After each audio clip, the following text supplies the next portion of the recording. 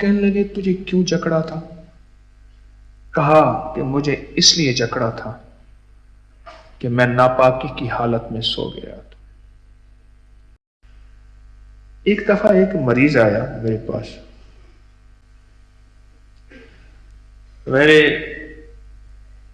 اس کے پاس جنات تھے یا نفسیاتی مسئلہ تھا، مجھے سمجھ نہیں آ رہی تھی، کیونکہ ہر چیز جنات بھی نہیں ہوتی، ہر چیز جادو بھی نہیں ہوتی، ہر چیز کے اسٹیمپ جادو پہ کریں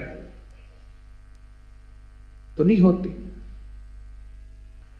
مجھے اب سمجھ نہ آئے کہ یہ ہے کیا، نفسیاتی مسئلہ ہے یا کوئی جادوئی مسئلہ ہے، کیا کریں،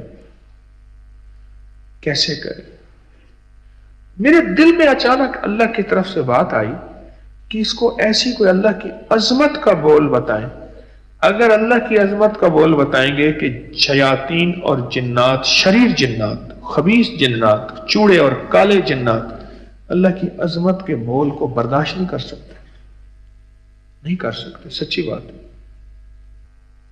اب میرے جی میں آئے کہ کوئی اللہ کی عظمت کی چیز بتاؤں اسے، پتہ نہیں ایک دم کیوں میرے دل میں یہ بات آئی کہ اس کو بتا یہ ایمان مفصل پڑھے، اور بے بہا پڑھے، بس پڑھ تو پاگل ہو کے پڑھ۔ اور دل میں ایک تصور اور خیال آیا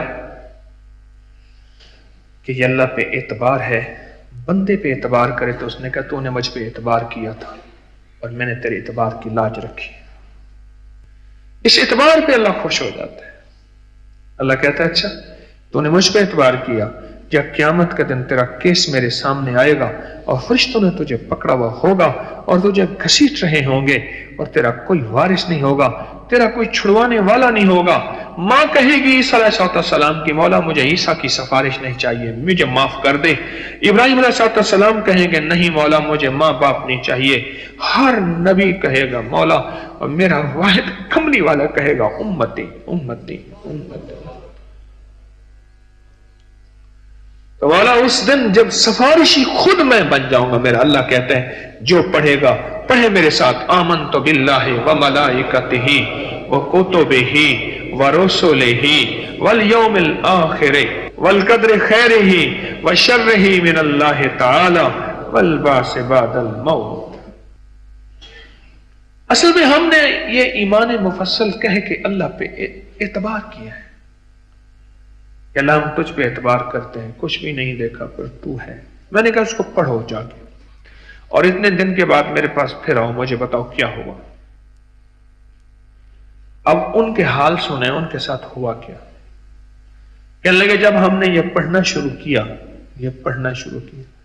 دراصل وہ کسی کوئی شیطانی چیز کی شرارت تھی، اور مجھے سمجھ نہیں آ رہی تھی کہ یہ بیماری ہے، سائیکی نفسیاتی کیس ہے یا ڈھونگ ہے۔ ڈھونگ بھی ہوتا ہے، بڑے ڈھونگ دیکھے ہیں۔ کہنے کہ ہمارے ساتھ یہ ہوا کہ جب ہم نے یہ پڑھنا شروع کیا تکلیف بڑھ گئی، اور آپ نے پہلے کہہ دیا تھا کہ آپ اگر چاہتے ہو کہ آنکھیں بھی، گلا بھی دبائیں اور آنکھیں بھی باہر نہ آئیں، اگر آپ چاہتے ہو تو گلا دبانے سے آنکھیں تو باہر آئیں گی، تو پریشان نہ ہونا اور اس کو پڑھنا نہ چھوڑنا۔ تو ہم اس کو پڑھتے رہے، کہنے لگے پڑھتے پڑھتے نا ایک پل میں یہ مریض اٹھ کے بیٹھ گیا، بے ہوش تھا، کبھی دورے تھے، کبھی کیا تھا۔ اس نے پانی مانگا، کھانا مانگا، اور پانی پانا کھانا کھا کے پھر سو گیا، جیسے نا کسی بندے کو سکون آ گیا۔ کہنے لگے پورا 1.5 دن سویا، اور 1.5 دن کے بعد یہ مریض اٹھا تو ہم نے پوچھا کیا تھا، پھر پانی مانگا، کھانا مانگا۔ ہم نے کہا پھر نہ سو جائیں، پوچھے تو صحیح کیا تھا۔ انہوں نے کہا میری نیند پوری ہو گئی، میں ٹھیک ہو گیا۔ تھا کیا کہ پنجرے میں بند تھا، ایک پنجرا تھا بہت بڑا، اور جسے بہت بڑا آدمی تھا، اور وہ پنجرے کو ایسے اٹھائے پھر رہا تھا جیسے بٹیر باز، تتر باز یا طوطے کے شوقین طوطے کا پنجرا ہاتھ میں لیا پھر رہے۔ اتنا بڑا آدمی تھا اور اتنا بڑا پنجرا تھا، اور مجھے ایسے اٹھائے پھر رہا تھا، اور اٹھا کے ایسے دیکھتا جیسے کہتا نا میاں مٹھو، اسی طرح میرے ساتھ میری اس کی حالت تھی، اور بند تھا مجھے، اور پھر مجھے وہ اذیتیں دیتے تھے۔ جس وقت آپ نے یہ پڑھا نا پہلی دفعہ پڑھتے ہی کہا کہ ایک پنجرا ایسے ٹوٹا ایک دم اور اس کے ہاتھ سے نیچے گر گیا اور وہ میرے پنجرے سے لپٹ گیا کہ پنجرے میں سے نکل نہ جائے. لیکن آپ جتنا مسلسل پڑھتے گئے اس کی گرپ اس کی گرفت کمزور ہوتی گئی اور ایک وقت ایسا آیا کہ وہ نڈھال ہو گیا, اس کو اپنا ہوش نہ رہا اور وہ ختم ہو گیا.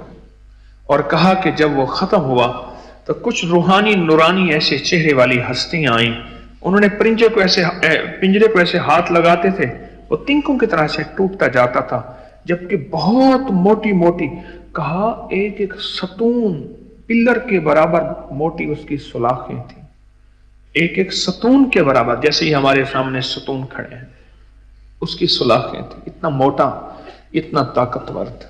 اور مجھے اس نے جکڑا ہوا تھا اور کہنے لگے تجھے کیوں جکڑا تھا؟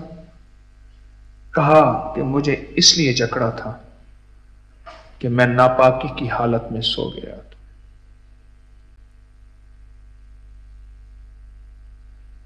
ہاں, یہ بہت اہم بات ہے. اب اس نے میرے آقا کی ایک ادا سمجھ آتی ہے.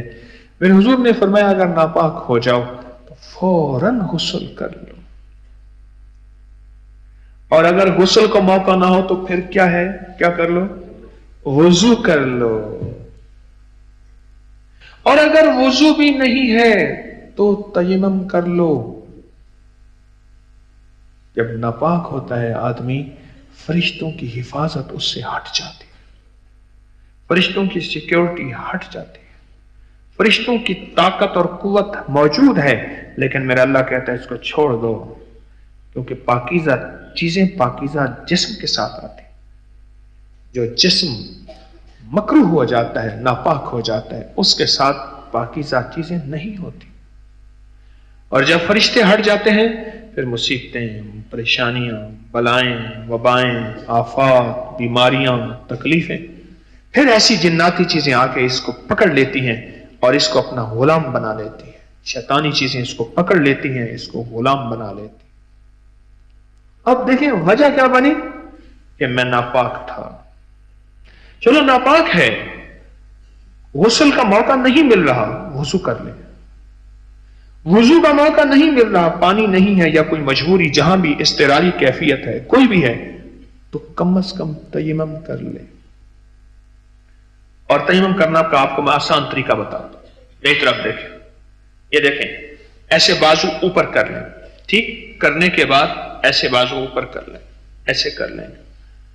اور مٹی تیمم کبھی توے پہ نہ کیجیے گا, توے پہ, مٹی پہ, دھول پہ, یا ایسا کپڑا پاک ہو جہاں دھول لگی ہوئی ہو, کوئی دیوار ہو, کپڑا ہو, کھڑکی ہو, جہاں دھول جمی ہوئی ہو, اور اتنی ہو کہ آپ ہاتھ رکھیں تو اس پہ دھول لگ جائے, یا مٹی کوئی اینٹ ہو, ڈھیلا ہو, ایسے ہاتھ لگائیں.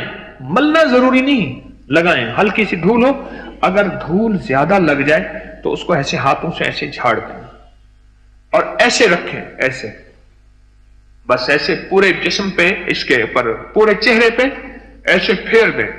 بس ایک دفعہ ایسے پھیریں, ایک دفعہ ایسے پھیر دیں, ایک دفعہ پھیر دیں. پھر مٹی ہو, پھر ایسے کریں گے,